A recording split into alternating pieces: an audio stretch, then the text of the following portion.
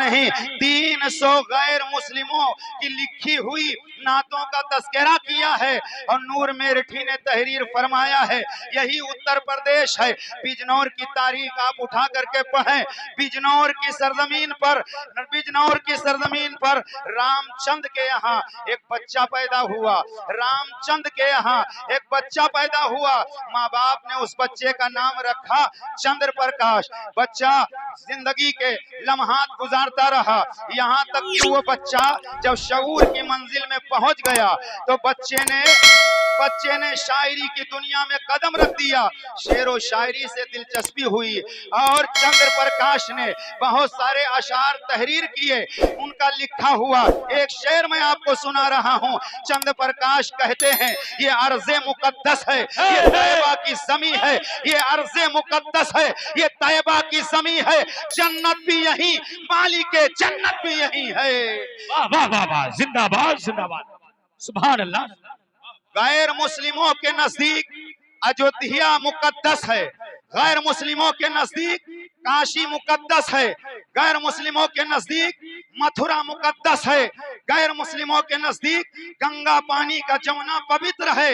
मगर चंद्र प्रकाश कहते हैं ये अर्ज़े मुकद्दस है, ये तैयबा की जमीन है। चंद्र प्रकाश ने इस शेर में अयोध्या का तस्करा नहीं किया। चंद्र प्रकाश ने इस शेर में काशी का तस्करा नहीं किया। चंद्र प्रकाश ने इस शेर में मथुरा का तस्करा नहीं किया। चंद्र प्रकाश ने इस शेर में गंगा का तस्करा नहीं किया। चंद्र प्रकाश ने इस शेर में जमुना का तस्करा नहीं किया, बल्कि चंद्र प्रकाश ने इस शेर में जब तस्करा किया तो शहरे तैयबा का किया, शहरे मदीना का किया, शहरे रसूल का किया। दुनिया वालों को बता दिया, ऐ दर बदर भटक कर जन्नत तलाश करने वालों, अरे जन्नत तो जमीन पर अगर कहीं है तो मदीने में है, और जन्नत का मालिक कहीं है तो मदीने में है। ये अर्ज़े मुकद्दस है, तैयबा की जमीन है, जन्नत भी यही मालिक है।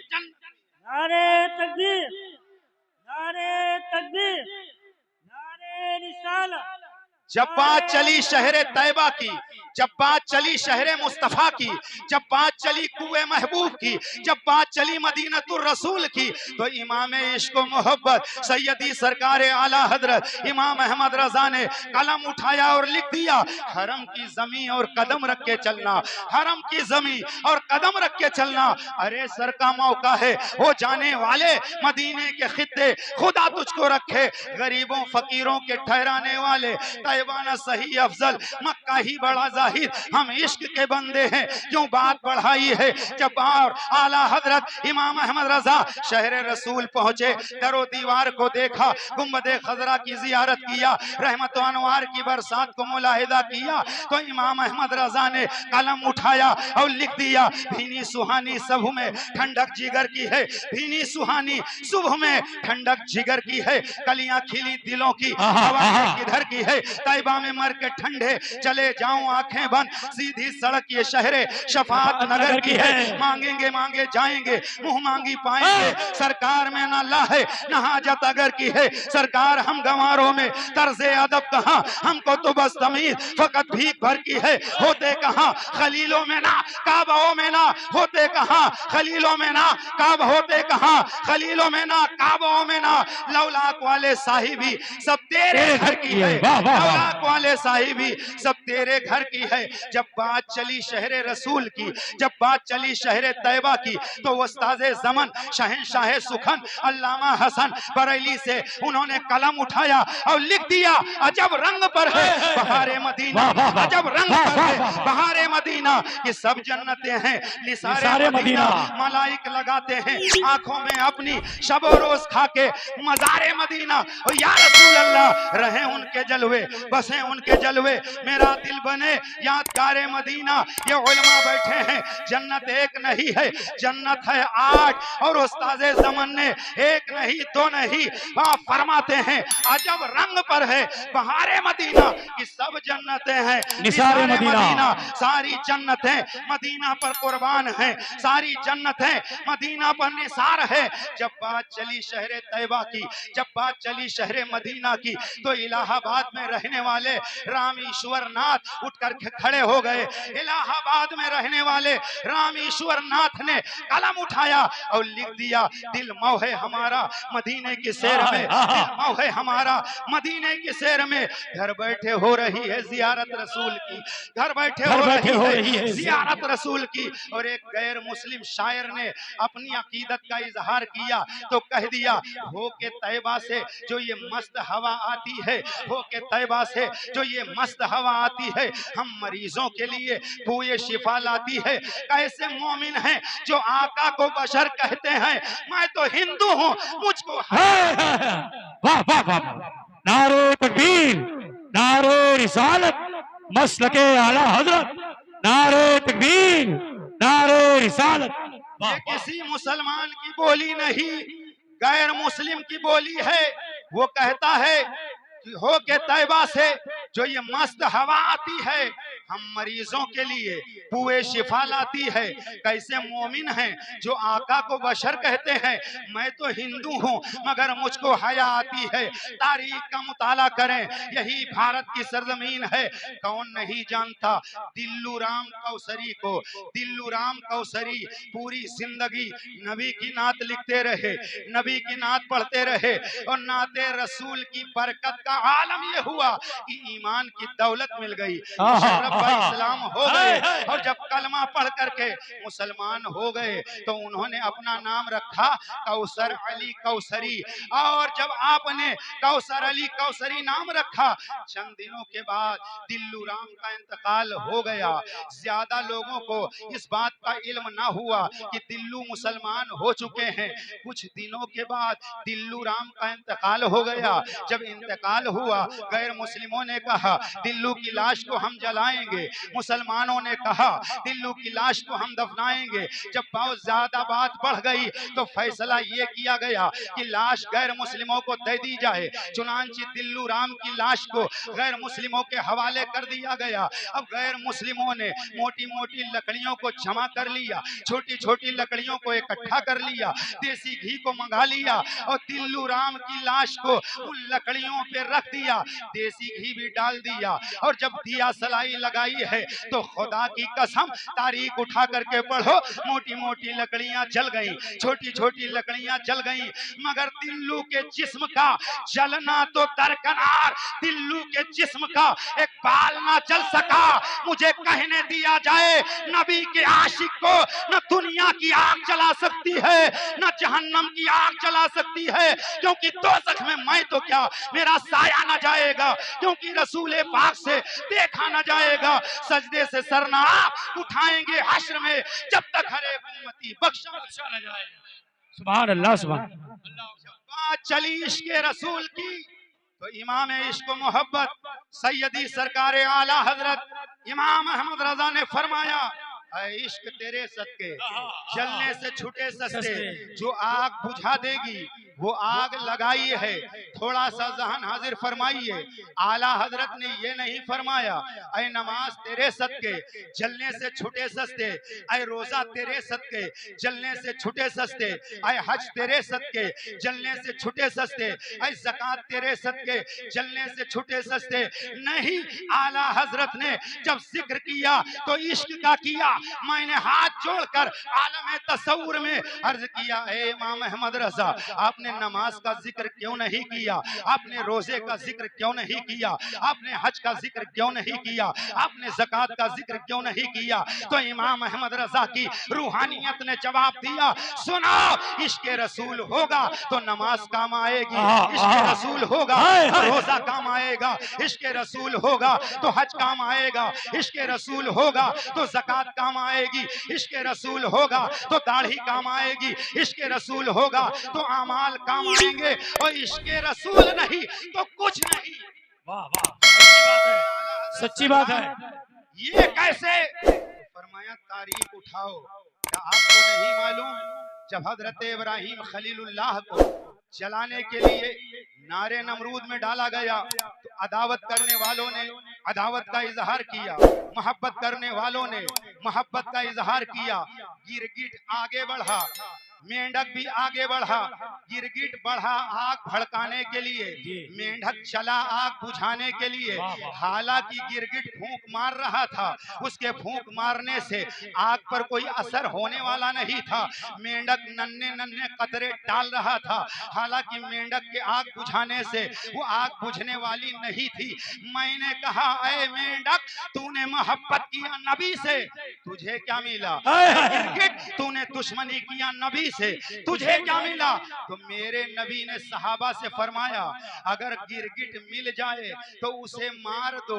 नबी ने सहाबा से फरमाया, गिरगिट मिल जाए उसे मार दो। और आका ने फरमाया, एक ज़र्ब में अगर गिरगिट को मार दोगे तो 100 नेकियां मिल जाएंगी, और अगर 2 ज़र्ब में मारोगे तो नेकियां कम हो जाएंगी। 3 ज़र्ब में मारोगे, ज़र्ब हो सकता है ये लफ्ज आपके सर के ऊपर से गुजर रहा हो। ज़र्ब का मतलब यह है चोट, यानी एक चक्कर में अगर आपने गिरगिट को मार दिया तो 100 नेकियां मिल जाएंगी। 2 चक्कर में आपने गिरगिट को मारा, नेकियां कम हो जाएंगी। 3 चक्कर में गिरगिट को मारा, नेकियां कम हो जाएंगी। मैंने कहा, गिरगिट को मारने का हुक्म दे दिया गया, मेंढक के साथ क्या किया जाए? तो सुनो, मेंढक को मारने से मना कर दिया गया, मेंढक को मारना नाजायज है। अब यहीं पर ठहरो और इत्मीनान से फकीर का जुमला दिल की तख्ती पर नोट करो। अरे एक गिरगिट ने दुश्मनी किया था, उसी एक को मारने का हुक्म दे दिया, उसी एक को मारने का हुक्म दे दिया जाता।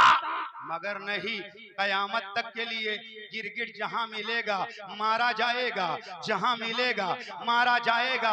पता चला अदावत नबी इतना बड़ा जुर्म है, नबी का दुश्मन दुनिया में भी मारा जाएगा, नबी का दुश्मन कब्र में भी मारा जाएगा, नबी का दुश्मन जहन्नम में भी मारा जाएगा। मैंने कहा, मेंढक तेरा क्या हाल है? तो सुनो, मेंढक को मारने से मना कर दिया गया।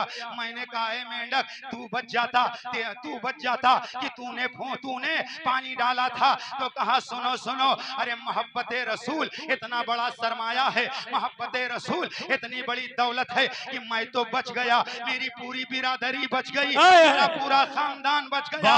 यहीं से मेरा जुमला दिल की तख्ती पर नोट कर लो, अगर दुनिया में बचना चाहते हो तो आमिना के लाल से मोहब्बत करो, कब्र की तारीकी से बचना चाहते हो आमिना के लाल से मोहब्बत करो, मैदान महशर की गर्मी से बचना चाहते हो आमिना के लाल से मोहब्बत करो, पुलसराज से आसानी के साथ गुजरना चाहते हो आमिना के लाल से मोहब्बत करो, हौज़े कौसर का जाम पीना चाहते हो आमिना के लाल से मोहब्बत करो, जन्नत में जाना चाहते हो आमिना के लाल से मोहब्बत करो। जब तो इमाम इश्क व मोहब्बत सरकार आला हजरत फाजिल बरेलवी ने कलम उठाया और लिख दिया, फिर के गली गली तबाह, ठोकरें सबकी खाएं क्यों, फिर के गली गली तबाह, ठोकरें सबकी खाएं क्यों, दिल को जो अक्ल दे खुदा तेरी गली से जाए क्यों, जान है इश्क मुस्तफा रोज फुजू करे खुदा, जिसको हो दर्द का मजा नाज़े। वाह वाह, नारे तकबीर, नारे रिसालत, अज़मते मुस्तफा, वलमाए अहले सुन्नत, हज़रत अल्लामा मुफ्ती तौहीद साहब किबला। मोहब्बत रसूल की जब बात आई है तो सुनो, मदीना शरीफ में इब्राहिम नामी एक शख्स जिंदगी भर हलाल कमाता रहा, हलाल औलाद को खिलाता रहा, और 11 महीना तक जो रोजी कमाता उसमें से आधा बचाता और एक जगह पर रखता। साल के 11 महीना कमाया हुआ माल उससे आधा निकाल कर अलग रखता, और जब 12वां महीना आता, रबीउल अव्वल शरीफ का चांद तुलू होता, तो वो सारा सरमाया उठाता और उस सरमाया को आमदे रसूल के मौके पर जश्न मीलाद का एहतमाम करता, लंगरे रसूल करता, सदका व खैरात नबी के नाम पर करता। काम में उसकी बीवी भी हाथ बटाती। ये सिलसिला चलता रहा, यहाँ तक कि बीवी का इंतकाल हो गया। बीवी के इंतकाल के बाद शौहर को परेशानी तो हुई, मगर मीलादे मुस्तफ़ा मनाने में कमी ना होने दिया, लंगरे नबी तकसीम करने में कमी ना होने दिया, जश्न आमदे रसूल की खुशी में कमी ना होने दिया। यहाँ तक कि हर साल वो रबीउन नूर के महीने में खुशी का इजहार करता रहा। एक वक्त ऐसा आया, जाकनी का वक्त है, अपने बेटे को बुलाया और बुलाने के बाद कहने लगा, अनकरीब मेरा विसाल हो जाएगा, मेरा इंतकाल हो जाएगा, मेरी वसीयत है। बेटे ने कहा, अब्बा जान क्या वसीयत है? तो बाप ने कहा, ये मेरे पास 19 गज कपड़ा है और ये 50 दिरहम है। ये 50 दिरहम किसी नेक काम में मेरे मरने के बाद खर्च कर देना, और ये 19 गज जो कपड़ा है मेरे कफन में इस्तेमाल कर देना। कुछ देर के बाद इब्राहिम नामी शख्स ने कलमे तैयबा पढ़ा और जिस्म से रूह परवास कर गई। जब इंतकाल हो गया, बेटे ने तजहीज़ो तकफीन में हिस्सा लिया और सुपुर्दे खाक करने के बाद शाम का वक्त है। बेटे ने सोचा, अब्बा जान ने कहा था 50 दिरहम नेक काम में खर्च करना, मगर नेक काम तो बहुत है, मस्जिद में खर्च करूं, मदरसे में खर्च करूं, आखिर खर्च करूं तो कहां खर्च करूं? क्योंकि मेरे बाप ने ये नहीं कहा था कि मस्जिद में दे देना, मेरे बाप ने ये नहीं कहा था गरीबों को खाना खिला देना, मेरे बाप ने ये नहीं कहा था कि फकीरों में तकसीम कर देना, मेरे बाप ने इतना कहा था नेक काम में खर्च कर देना। अब मैं खर्च करूं तो कहां करूं? धीरे धीरे अंधेरा हो गया, सूरज गुरूब हो गया, घरों में चिराग रोशन हो गए। अब वो बिस्तर पर है, जो विचार में है, आखिर ये 50 दिरहम कहां खर्च करूं? कुछ देर के बाद आंख लग गई। जब नींद का गलबा हुआ तो उसने क्या देखा? मैदान महशर कायम है, गुनहगारों को पकड़ पकड़ करके जहन्नम में डाला जा रहा है और जन्नतियों को जन्नत में डाला जा रहा है। अब ये थर थर कांप रहा है, न मालूम मेरे साथ क्या होगा, मैं जन्नत में जाऊंगा या जहन्नम में जाऊंगा। कुछ ही देर के बाद हुक्म हुआ, इसे जन्नत में ले जाओ और जन्नत की सैर करा दो। एक जन्नत की सैर करा दी गई, दूसरी जन्नत की सैर करा दी गई, तीसरी जन्नत की सैर करा दी गई, चौथी जन्नत की सैर करा दी गई, पांचवी जन्नत की सैर करा दी गई, छठी जन्नत की सैर करा दी गई, सातवीं जन्नत की सैर करा दी गई। जब आठवीं जन्नत की बारी आई तो फरिश्तों ने और इज़वाने जन्नत ने फरमाया, ठहर जाओ, इस जन्नत में वही जाएगा जो आमदे रसूल पर में वही जाएगा जो नबी की आमद पर चरागा करता था। इस जन्नत में वही जाएगा जो नबी के नाम पर लंगर करता था। इस जन्नत में वही जाएगा जो नबी के नाम पर रोशनी करता था। वो ठहर गया, सोचने लगा मैं जाऊं या ना जाऊं, लेकिन मेरा बाप तो इस जन्नत में जरूर होगा, क्योंकि पूरी जिंदगी मेरा बाप आमदे रसूल पर पैसा खर्च करता रहा। कुछ देर ठहरा रहा, इतने में आवाज आई, इसका बाप मिलने के लिए बेकरार है, इसका बाप बुला रहा है। चुनांचे उसे जन्नत में जब भेजा गया तो उसने क्या देखा कि 8वीं जन्नत के अंदर एक नूरानी तख्त बिछा है, एक बापर्दा खातून जलवागर हैं और उनके अगल बगल कुर्सियां हैं, उस पर खवातीन हैं। उसने फरिश्तों से पूछा, ये जो बापर्दा खातून हैं ये कौन है? फरिश्तों ने बताया, ये जो कुर्सी पर तशरीफ फरमा खातून है ये हसनैन करीमैन की वालिदा सैयदा फातिमा तैयबा ताहिरा साजिदा राकिया साबिरा फातिमा ज़हरा रदी अल्लाह तआला अन्हा है। और कुर्सी पर बैठने वाली एक हजरत हाजरा है, एक हजरत आयशा है, एक हजरत जुबैदा है, एक हजरत मरियम है, और ये पाक बास खवातीन हैं। बड़ा खुश हुआ और आगे बढ़ा। उसने देखा एक दूसरा नूरानी तख्त है, उस तख्त पर हमारे तुम्हारे नबी जलवा बार हैं, उनकी किरण फूट रही है, उजाला ही उजाला है, रोशनी ही रोशनी है। और उसने क्या देखा? एक कुर्सी पे अबू बकर सिद्दीक हैं, एक कुर्सी पर फारूक आजम है, एक कुर्सी पर उस्मान गनी है, एक कुर्सी पे मौला अली हैं। दाहिनी तरफ सोने की कुर्सियां हैं, हजरत आदम से लेकर हजरत ईसा तक तमाम अंबिया मुरसलीन हैं। बाईं तरफ चांदी की कुर्सियां हैं जिस पर शुहदाए किराम जलवाबार हैं। उसने जब यह मंजर देखा बड़े गौर और फिक्र से देखता रहा। वहीं उसकी नजर पड़ी कि करीब में उसका बाप भी बैठा हुआ है, उसका बाप बैठा हुआ है। बाप ने जब बेटे को देखा, बेटे ने बाप को देखा, आपस में मोहब्बत बढ़ी, सीने से लगा लिया। तो बेटे ने इतना ही पूछा था, हे अब्बा जान ये मर्तबा आपको मिला कैसे? हे अब्बा जान ये रिफात आपको मिली कैसे? हे अब्बा जान ये अजमत आपको मिली कैसे? तो बाप ने यही कहा था, बेटा जन्नत के इस आला दर्जे में मुझे अगर मकाम मिला है तो मिलादे रसूल की सुभान अल्लाह, सुभान अल्लाह, रसूल की बरकत से मिला है, रसूलुल्लाह की आमद पर लंगर करने की बरकत से मिला है। और फिर बाप ने कहा, बेटा बेटा तुम भी मिलाद मनाते रहना, तुम भी नबी के नाम पर चरागा करते रहना। आँख खुल गई। जब बेटा बेदार हुआ तो उसने 50 दिरहम उठाया और अपने घर की जो कमाई थी उसे भी मिलाया, पूरे इलाके के उलमाए किराम को दावत किया और शानदार पैमाने पर जश्न ईद मिलादुन नबी का एहतमाम किया और तमाम लोगों को खाना खिलाया और 30 साल तक मस्जिद की खिदमत करके गुजार दिया। मरने के बाद बेटे को किसी ने ख्वाब में देखा, पूछा तेरे साथ क्या मामला हुआ? तो कहने लगा, मिलादे रसूल की बरकत से मुझे भी जन्नत में दाखिला मिल गया और मुझे बाप तक पहुंचा दिया गया।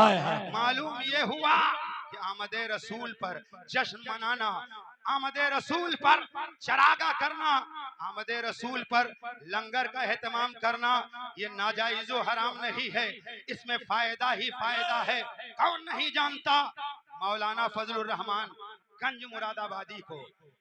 मौलाना फजलुर रहमान गंज मुरादाबादी का सिलसिला नसब 29वीं पुश्त में जाकर अबू बकर सिद्दीक से मिलता है और आपका विसाल 23 रबीउल अव्वल 1313 हिजरी में गंज मुरादाबाद में हुआ। मौलाना फजलुर रहमान बहुत बड़े आलिम थे, ये उलमाए किराम हैं, इनकी बारगाह में इंसान के बच्चे पढ़ते हैं, मगर मौलाना फजलुर रहमान के यहाँ इंसान के बच्चे तो पढ़ते ही थे, जिन्नात के बच्चे भी पढ़ा करते थे। पता कैसे चला?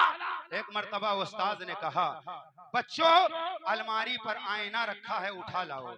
कोई शागिर्द चंद कदम चला, कोई 2-3 कदम आगे बढ़ा, कोई आईना के करीब पहुंचा था। एक तालिबे इल्म वहीं से बैठे बैठे हाथ बढ़ा देता है और आईना उठाकर उस्ताद के सामने रख देता है। बच्चे हैरत ज़दा हो गए, उस्ताद से कहने लगे, कोई चंद कदम, कोई 2-4 कदम, ये तो बढ़ा भी नहीं, हाथ बढ़ाया, आईना उठा के रख दिया।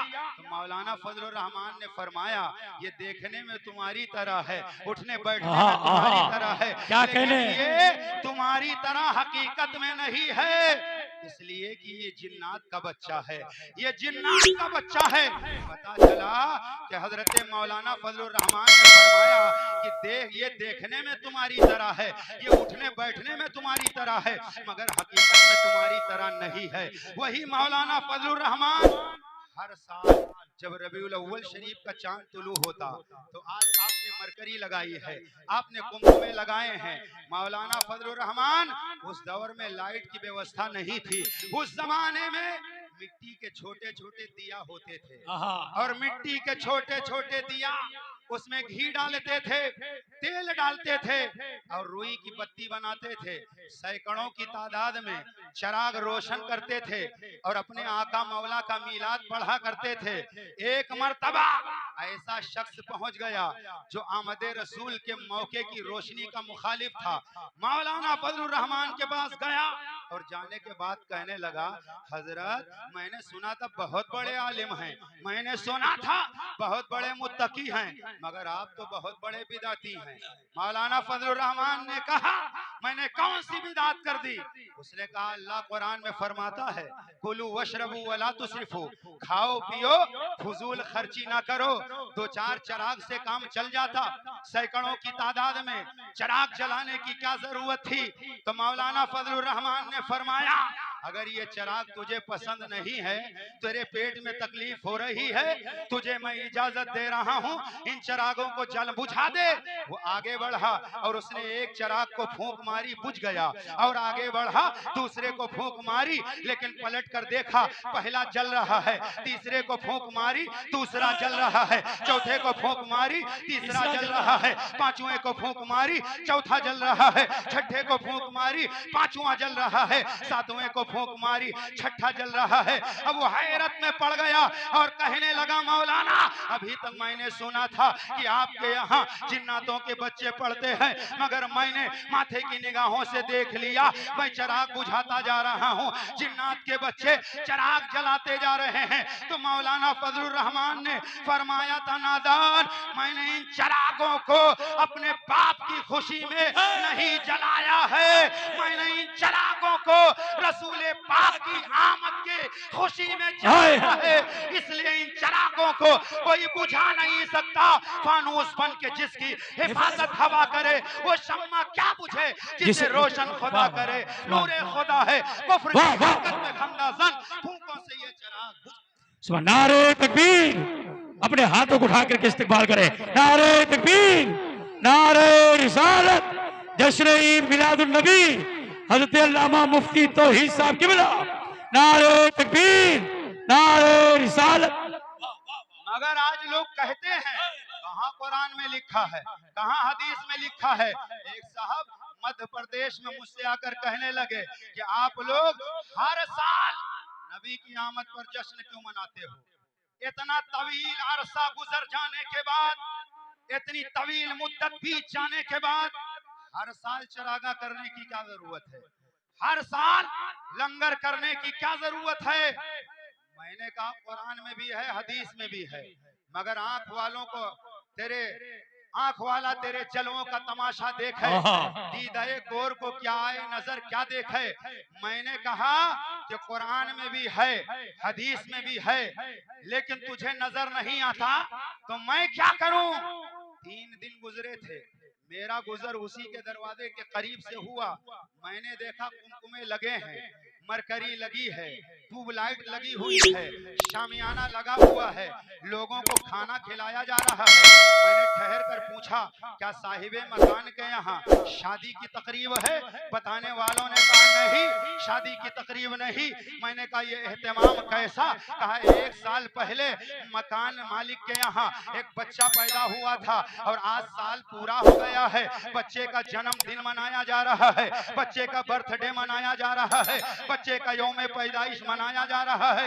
मैंने कहा जरा साहिबे मकान को बुलाओ। साहिबे मकान आए, मैंने कलाई पकड़ ली। मैंने कहा जनाब, आपने कहा था चरागा करना कुरान में कहाँ है? आपने कहा था शामियाना लगाना कुरान में कहाँ है? आपने कहा था लंगर खिलाना कुरान में कहाँ है? आप मुझे बताएं, शामियाना क्यों लगाया है? रोशनी का एहतमाम क्यों किया है? ये खाना क्यों खिलाया जा रहा है? तो उसने कहा हजरत आपको नहीं मालूम है, 1 साल पहले मेरे यहाँ एक बच्चा पैदा हुआ था, आज साल पूरा हो गया है, उसका जन्मदिन है, उसका यौम पैदाइश है, उसका बर्थडे है। मैंने कहा नादान, कहाँ कुरान में लिखा है बच्चे का जन्मदिन मनाओ? कहाँ हदीस में लिखा है बच्चे का बर्थडे मनाओ? कहाँ कुरान में लिखा है बच्चे का यौम पैदाइश मनाओ? तो जवाब तो ना दे सका, नजरें झुकाकर तभी जबान पर कहने लगा, हजरत मुझे अपने बेटे से प्यार है, मुझे अपने बेटे से प्यार है।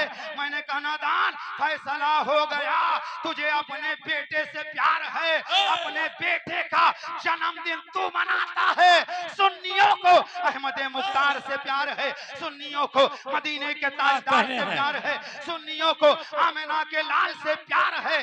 अरे तुझे अपने बेटे की मोहब्बत मुबारक हो और सुन्नियों को रसूल पाक की मोहब्बत। सुभान अल्लाह, सुभान अल्लाह, को जिंदाबाद। रसूल पाक की मोहब्बत मुबारक हो। हम जो कुछ करते हैं मोहब्बत में करते हैं, हम जो कुछ करते हैं मोहब्बत में करते हैं, क्योंकि हम जानते हैं नबी की आमद पर, नबी की पैदाइश पर एक बड़ी तेजी के साथ लंगर का सबूत दे दूं। आज लंगर करना कहाँ लिखा है? किताब का नाम है दलाइलुन नबुव्वत, हजरत अल्लामा नुएम उसके अंदर तहरीर फरमाते हैं। दलाइलुन नबुव्वत उठाकर देखो, हमारे तुम्हारे तुम्हारे नबी की जब वलादत हुई तो सरकार के दादा हजरत अब्दुल मुत्तलिब ने एक शख्स को बुलाया और कहा तुम पूरे मक्के में जाकर ऐलान कर दो कि 3 दिन तक मक्के वालों की दावत अब्दुल मुत्तलिब वाह वाह। और अगर कोई पूछेगा ये दावत किस खुशी में है तो बता देना कि हजरत अब्दुल मुत्तलिब के यहाँ पोता आया है, अपने पोते की खुशी में ये दावत है। हजरत अब्दुल मुत्तलिब ने फरमाया एक शख्स से तुम चले जाओ काबा शरीफ के सामने खड़े हो जाओ, पूरी दुनिया से आने वाले तवाफ करने वालों को दावत दे दो और कह दो 3 दिन तक सरदार कुरैश हजरत अब्दुल मुत्तलिब के यहाँ दावत है। और इतने शानदार पैमाने पर दावत की गई, लंगर किया गया कि 3 दिन तक पूरे मक्के वाले सरकार के दादा के यहाँ खाना खाते रहे।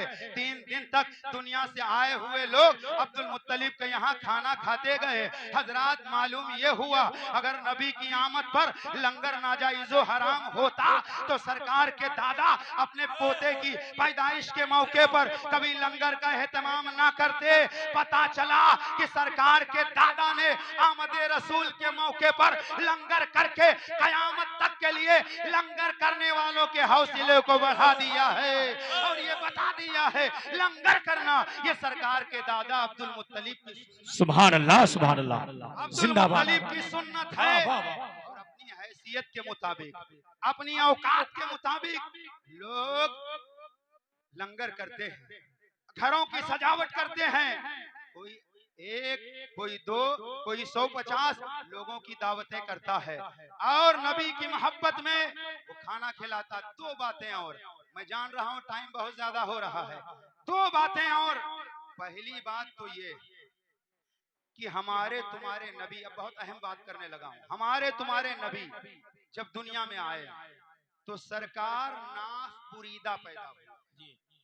पूरी दुनिया में चाहे बच्चा अमीर के यहाँ पैदा हो, चाहे बच्चा गरीब के यहाँ पैदा हो, चाहे बच्चा राजा के यहाँ पैदा हो, चाहे बच्चा प्रजा के यहाँ पैदा हो, चाहे बच्चा फलक बोस इमारत में पैदा हो, चाहे बच्चा फूस के छप्पर में पैदा हो, चाहे बच्चा रात में पैदा हो, चाहे बच्चा दिन में पैदा हो, चाहे बच्चा मुसलमान के यहाँ पैदा हो, चाहे बच्चा यहूदी के यहाँ पैदा हो, चाहे बच्चा ईसाई के यहाँ पैदा हो, चाहे बच्चा मजूसी के यहाँ पैदा हो, पूरी दुनिया की मैं बात कर रहा हूँ।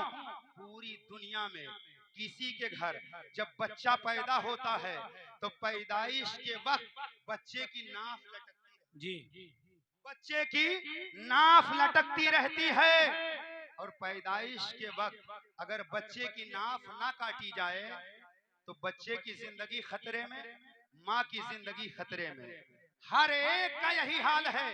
साइंस ने तरक्की कर लिया, आज सूरज की शुआओं को गिरफ्तार किया जा रहा है, चांद पर कमंदें डाली जा रही हैं, खलाओं में परवाज किया जा रहा है। पूछो उन साइंसदानों से जब तुम हवाओं में प्रवास कर रहे हो, इतनी तरक्की तुमने कर लिया है, बताओ तुम पैदा हुए थे तो तुम्हारी नाक लटकती। हर एक दुनिया में जब भी पैदा हो पैदाइश के वक्त उसकी नाफ लटकती रहती है और नाफ काटने के लिए या डॉक्टर होता है या दाया होती है। हर एक बच्चे की नाफ काटी जाती है। मैं सोचने लगा या अल्लाह जब नाफ काटना ही है तो जब नाफ काटना ही है तो जोड़ा क्यों? तो आप राब्ता करिए डॉक्टरों से, आप राब्ता कीजिए हकीमों से। जब बच्चा माँ के शिकम में होता है तो बच्चे को गिज़ा कहाँ से मिलता है? जब बच्चा माँ के शिकम में होता है तो उसी नाफ के जरिए से बच्चे को गिज़ा मिलती है, उसी नाफ के जरिए से बच्चे को गिज़ा मिलती है। और बच्चा माँ के शिकम में परवान चढ़ता है, नशो नुमा पाता है और बच्चे की जो खुराक होती है वही माँ का खून जो आदतन हर महीने जारी होता है। जब औरत हामिला होती है तो वो खून आना बंद हो जाता है और वही खून नाफ के जरिए बच्चे की गिज़ा, वही खून बच्चे की गिज़ा बन जाता है। अब सवाल ये पैदा होता है आखिर पेट के अंदर अल्लाह नाफ के जरिए लोगों को गिजा क्यों पहुंचाता है? पेट में अल्लाह नाफ के जरिए, नली के जरिए गिजा क्यों पहुंचाता है? आखिर मुंह मौजूद होता है, जबान मौजूद होती है, तो जबान के जरिए, हल्क के जरिए गिजा क्यों नहीं पहुंचाई जाती? तो हजरात जहन हाजिर फरमाइएगा, नाफ के जरिए इसलिए गिजा पहुंचाई जाती है कि वह खून नापाक होता है और नापाक गिजा को नाप के जरिए पहुंचाई जाती है, और माँ के पेट में मुंह को बाकी रखा जाता, मुंह के जरिए गिजा नहीं पहुंचाई जाती है। क्यों? उसकी वजह यह है कि हर बच्चा, हदीस में है, कुल्लु मौलूदु यूलदु अलल फितरत, हर बच्चा इस्लाम की फितरत पर पैदा होता है। फिर उसके माँ बाप यहूदी बना देते, नसरानी बना देते, तो हर बच्चा इस्लाम की फितरत पर पैदा होता। इसलिए हर बच्चे को माँ के शिकम में गिजा नाफ के जरिए पहुंचाई जाती, क्योंकि जो गिजा पहुंचाई जाती वो खून है और खून नापाक है। हर बच्चे को माँ के शिकम में नाफ के जरिए गिजा देकर मुंह को बाकी रखा जाता, मुंह को साफ रखा जाता। क्यों? इसलिए कि दुनिया में जाने के बाद इसी मुंह से कुरान पढ़ेगा, इसी मुंह से रसूल पढ़ेगा, इसी मुंह से जिक्र रसूल करेगा, इसी मुंह से नातो मनकबत पढ़ेगा। इसलिए अल्लाह ने हर बच्चे के मुंह को माँ के शिकम में नापाक होने से बचा लिया, सुभान अल्लाह, नापाक होने से सुभान बचा लिया। और जब बच्चा दुनिया में आता है तो दूध मुंह के जरिए पीता है, खाना मुंह के जरिए खाता है। ऐ लोगों, जरा सोचो और गौर करो, हमारे तुम्हारे मुंह को अल्लाह ने नापाक गिजा से जब माँ के शिकम में महफूज रखा, तो दुनिया में आने के बाद हम अपने मुंह को शराब पीकर नापाक ना करें, हम दुनिया में आकर के अपने मुंह को सूद खा करके नापाक ना करें, हम दुनिया में आने के बाद अपने मुंह को भांग खा करके नापाक ना करें। क्योंकि अल्लाह ने ये जबान अता फरमाई है तो जबान गाली बकने के लिए नहीं है, ये जबान बुरा भला कहने के लिए नहीं है। इस जबान से मुस्तफा की तारीफ करो, इस जबान से नाते रसूल पढ़ो, इस जबान से तिलावत कुरान करो। तो हजरात, सवाल ये है, हर बच्चे के पैदाइश के वक्त नाप जुड़ी रहती है, नाप काटी जाती है। नाप काटने के लिए डॉक्टर या हकीम, अगर हमारे तुम्हारे नबी जब पैदा हुए तो नाप बुरीदा पैदा हुए, नाप कटी हुई थी, नाप जुड़ी ही नहीं थी, नाप कटी हुई थी। अब और गहराई में आपको ले चलूं, जब नाप जुड़ी हुई नहीं थी तो आमिना के शिकम में मुस्तफा की आमिना के शिकम में मुस्तफा की परवरिश कैसे हुई? वो नाप जिसके जरिए से गिज़ा मिलती है, मेरे मुस्तफा की वो नाप जुड़ी ही नहीं थी, तो मुस्तफा को गिज़ा कैसे मिली? तो अल्लाह ने अपने महबूब को, महबूब की माँ आमिना के शिकम में परवरिश करके ये दुनिया वालों को बता दिया है, दुनिया वालों, ये हमारा महबूब है, ये तुम्हारी तरह नहीं है, इसलिए कि ये नूर है। जब मुस्तफा माँ के शिकम में थे तो मुस्तफा को जो गिज़ा मिल रही थी वो आलमे नूर से मिल रही थी, वो आलमे नूर से मिल रही थी। जब तो आला हजरत अजीमुल बरकत ने कहा, या रसूल अल्लाह, तेरी नस्ल पाक में है बच्चा बच्चा नूर का, तो है इन्हें नूर तेरा सब घराना। मुस्तफा को आलमे नूर से गिज़ा मिलती रही। और हजरात, एक बात और है कि अगर मुस्तफा की भी नाप जुड़ी रहती और मुस्तफा जब दुनिया में आते और नाप काटने के लिए एक डॉक्टर आता या एक दाया आती, तो जब हम मिंबरे रसूल पर बैठकर कहते हमारा नबी शान वाला है, उसने चांद के 2 टुकड़े कर दिए, हमारा नबी शान वाला है, उसने डूबे हुए सूरज को पलटा दिया, तो हो सकता है कोई मजमे से खड़ा हो जाता और कहता उसी नबी की बात करते हो, जो उसी नबी के अख्तियार की बात करते हो, जो पैदा होने में, नाप कटवाने में एक डॉक्टर का मोहताज था, एक दाया का मोहताज था। अल्लाह ने अपने महबूब को नाप बुरीदा पैदा करके कयामत तक के लिए ये बता दिया कि तुम हो जो डॉक्टर के मोहताज मोहताज हो तुम हो, जो हकीम के मोहताज हो तुम हो, जो तबीब के मोहताज हो। मेरा महबूब तो वो है डॉक्टर जिसका मोहताज है, हकीम जिसका मोहताज है, तबीब जिसका मोहताज है। जब तो आशिक रसूल ने कहा मुख्तार कायनात है, जो चाहो मांग लो मेरे नबी हयात, जो चाहो मांग लो। जिंदाबाद जिंदाबाद। मेरे नबी सुभान हयात अल्लाह। हैं, जो जो चाहो चाहो मांग लो मुख्तारे कायनात हैं, जो जो चाहो मांग लो। मेरे नबी जब पैदा हुए तो नाप बुरीदा पैदा हुए, नाप काटने के लिए किसी की जरूरत नहीं हुई। और जिस वक्त मेरे नबी पैदा हुए उस वक्त से बेहतर कोई वक्त नहीं, उस टाइम से बेहतर कोई टाइम नहीं, इसलिए कि मेरे नबी मुकम्मल दिन में पैदा नहीं हुए, मेरे नबी मुकम्मल रात में पैदा नहीं हुए। आखिरी बात, अगर मेरे नबी रात में पैदा होते तो रात कहती है दिन मैं तुझसे अफजल हूं, अगर मेरे नबी दिन में पैदा होते तो दिन कहता है रात मैं तुझसे अफजल हूं। अल्लाह ने अपने महबूब को उस वक्त पैदा फरमाया जब रात अपना दामन समेट रही थी और दिन निकल रहा था। जब रात अपना दामन समेट रही थी और दिन निकल रहा था, ऐसे वक्त में अल्लाह ने अपने हबीब को पैदा फरमाया ताकि आमद रसूल की खैरात रात को भी मिल जाए, ताकि आमद रसूल की खैरात दिन को भी मिल जाए। जब तो मेरे आला हजरत ने कहा कि सुहानी घड़ी चमका तैबा का चांद साथ में लाखों। सुभान। नारे तकबीर, नारे रिसालत। और बोले हजरत, बोले जा तो मजमे से कोई नारा लगा दे। अल्लाह बोले हजरत, बोले या रसूल अल्लाह। अरे बोले बोले हजरत। वाह वाह। तो जिस सुहानी घड़ी चमका तैबा का चांद, उस दिल अफरोज साथ पे लाखों सलाम। उस वक्त से बेहतर कोई वक्त नहीं, उस टाइम से बेहतर कोई टाइम नहीं। सुनिए, भारत में हम और आप रहते हैं, भारत में हर काम 10 बजे शुरू होता है।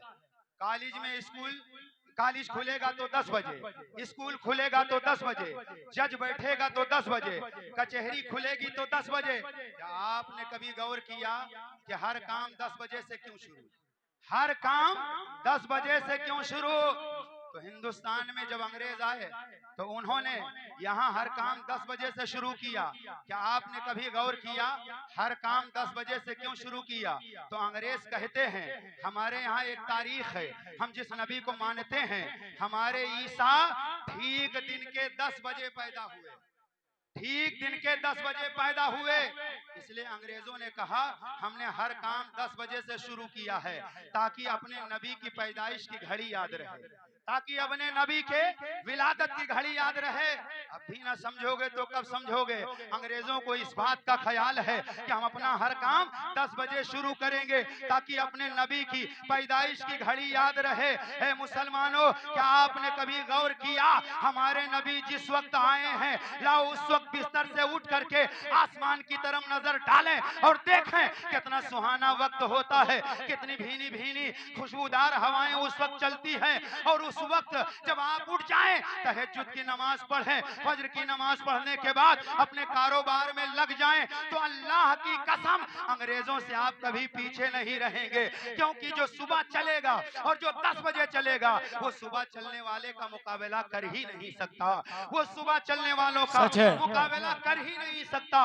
इसलिए अपने नबी की आमद के वक्त को फरामोश न कीजिए, अपने नबी की आमद के वक्त को भुलाया मत कीजिए।